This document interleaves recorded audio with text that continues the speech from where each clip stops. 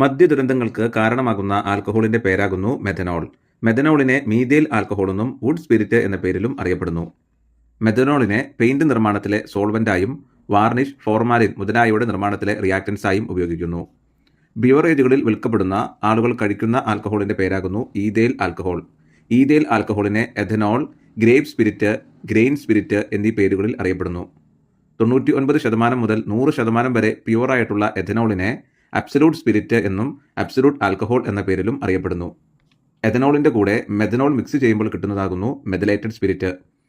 എഥനോളിന്റെ കൂടെ Poisson mix ചെയ്യുമ്പോൾ കിട്ടുന്നതാകുന്നു ഡിനേച്ചേർഡ് spirit. എഥനോളിന്റെ കൂടെ ജലം മിക്സ് ചെയ്യുമ്പോൾ കിട്ടുന്നതാകുന്നു റെക്ടിഫൈഡ് സ്പിരിറ്റ്. എഥനോൾ, പെട്രോൾ ഇവയുടെ മിക്സിങ്ങിലൂടെ വരുന്നതാകുന്നു പവർ സ്പിരിറ്റ് അല്ലെങ്കിൽ പവർ പെട്രോൾ. പെട്രോളിന് പറയുന്ന മറ്റൊരു പേരാകുന്നു ഗ്യാസോലിൻ. അതുകൊണ്ട് തന്നെ എഥനോളിന്റെ ഒപ്പം ഗ്യാസോലിൻ മിക്സ് ചെയ്യുമ്പോൾ കിട്ടുന്നതാകുന്നു ഗ്യാസഹോൾ.